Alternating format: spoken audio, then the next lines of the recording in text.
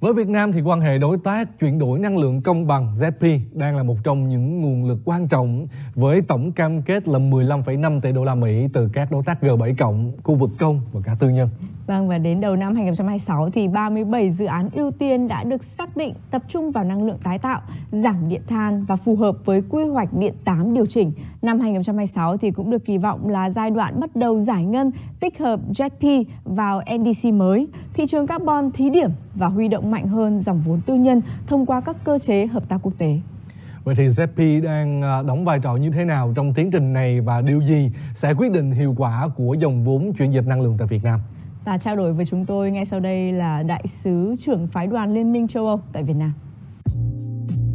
ZP là viết tắt của quan hệ đối tác chuyển đổi năng lượng công bằng, một cơ chế huy động nguồn tài chính lớn để giúp các nước đang phát triển chuyển dần từ năng lượng hóa thạch sang năng lượng sạch. Việt Nam tham gia ZP từ tháng 12 năm 2022 cùng nhóm các đối tác quốc tế như EU, Mỹ, Anh, Nhật Bản. Tham gia ZP giúp Việt Nam huy động vốn, phát triển năng lượng tái tạo, giảm phụ thuộc vào than đá, hướng tới mục tiêu Net Zero 2050, đồng thời bảo đảm an ninh năng lượng và hỗ trợ người lao động trong quá trình chuyển đổi.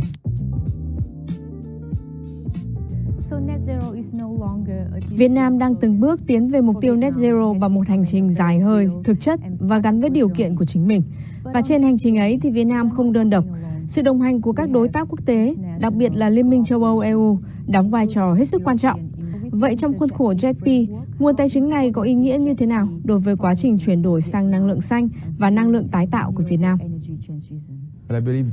Nguồn tài chính ZP đóng vai trò then chốt. Đầu tư vốn là yếu tố nền tảng giúp Việt Nam chuyển đổi sang một hệ thống năng lượng an toàn hơn, sạch hơn và có tính cạnh tranh cao hơn. Đây cũng là điều kiện cần thiết để Việt Nam đạt mục tiêu phát thải ròng bằng không vào giữa thế kỷ này. Trong khuôn khổ của ZP, chúng tôi kết hợp nhiều công cụ tài chính khác nhau, viện trợ không hoàn lại, các khoản vay ưu đãi và hỗ trợ kỹ thuật từ các đối tác quốc tế, trong đó có Liên minh châu Âu EU. Mục tiêu là thu hút nguồn vốn tư nhân ở quy mô lớn, đồng thời giúp Việt Nam giải quyết những thách thức lớn như hạn chế của lưới điện, rủi ro đầu tư và nhu cầu cải cách các lĩnh vực then chốt. Một ví dụ cụ thể là dự án thủy điện Tích Năng Bắc Ái, nhà máy thủy điện tích năng đầu tiên của Việt Nam. Chúng tôi vừa ký khoản vay đợt đầu trị giá 76 triệu euro, trong tổng mức tài trợ dự kiến lên tới 480 triệu euro. Dự án này cho thấy tài chính khí hậu không chỉ hỗ trợ phát điện mà còn giúp tích hợp và vận hành toàn bộ hệ thống năng lượng hiệu quả hơn. Thủy điện Tích Năng sẽ đóng vai trò như một pin nước khổng lồ. Khi điện gió, điện mặt trời dư thừa, hệ thống sẽ tích trữ năng lượng.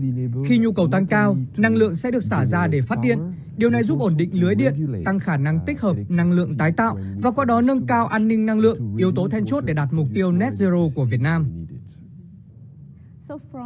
Vậy theo ông, môi trường chính sách và khung pháp lý của Việt Nam hiện đã sẵn sàng đến đâu để thu hút nguồn tài chính xanh và đầu tư trực tiếp từ EU?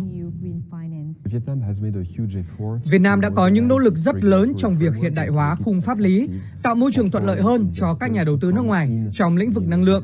Việc triển khai các cơ chế như thị trường carbon và các cải cách liên quan là bước tiến quan trọng. Tuy nhiên, vẫn còn nhiều việc phải làm.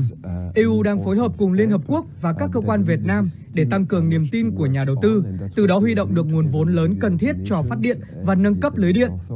Chiến lược Global Gateway của EU hướng tới đúng mục tiêu này, hỗ trợ tài chính cho phát điện xanh, hiện đại hóa thị trường điện, tạo điều kiện để năng lượng tái tạo chiếm tỷ trọng ngày càng lớn, thu hút thêm nhà đầu tư và sản xuất nhiều điện xanh hơn tại Việt Nam. Ngoài lĩnh vực năng lượng thì đâu là những lĩnh vực hợp tác có tiềm năng lớn nhất cho phát triển công nghệ xanh và giảm phát thải? Bên cạnh sản xuất điện, năng lượng tái tạo và lưới điện vẫn còn nhiều lĩnh vực rất tiềm năng, trong đó có giao thông bền vững, một nguồn phát thải lớn hiện nay, và kinh tế tuần hoàn trong nông nghiệp. Tất cả những lĩnh vực này đều có thể đóng góp quan trọng vào mục tiêu Net Zero mà Việt Nam và EU cùng chia sẻ. Xin cảm ơn Ngài Đại sứ đã dành thời gian chia sẻ cùng chúng tôi ngày hôm nay.